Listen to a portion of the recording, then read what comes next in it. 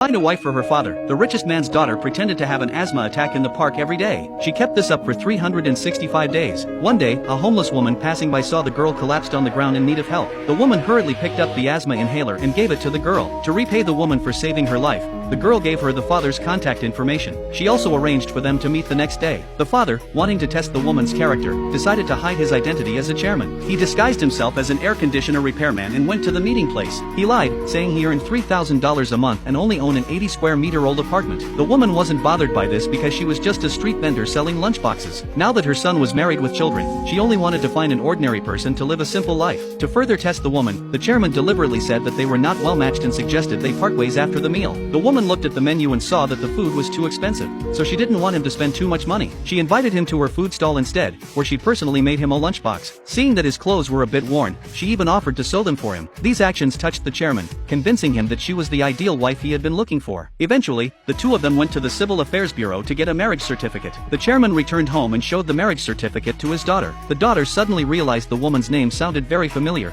not knowing that the woman was actually her biological mother, who had been lost. To continue hiding his identity, the chairman had his assistant purchase an 80 square meter old apartment. He lied to the woman, saying that the apartment was lent to him by an old comrade. Coincidentally, the woman's son also lived in the same community. As soon as they entered the apartment and put down their luggage, the chairman saw a missing person flyer in the woman's bag and learned that she had lost a daughter years ago. To help the woman find her daughter, he had his assistant print 100,000 copies of the missing person flyer while the woman went out to buy groceries. The woman bought an extra can of formula and brought it to her son's house for her grandson. Her daughter-in-law, seeing that it was domestic formula, became very angry. She said her son only drinks high-end imported formula and scolded her mother-in-law, telling her not to bring anything anymore. At that moment, the daughter-in-law's mother took out an invitation and invited the mother-in-law to her grandson's first birthday party the next day. The woman was excited to receive the invitation and left. She didn't understand why her mother would invite her mother-in-law to the party. She said that the mother-in-law was so poor that she couldn't afford an expensive gift. In fact, her mother wanted to show off her wealth at the party the next day and make the mother-in-law realize her place, so she wouldn't bother them again. Meanwhile, the woman wanted to buy a gold locket as a birthday gift for her grandson. However, because she was poorly dressed,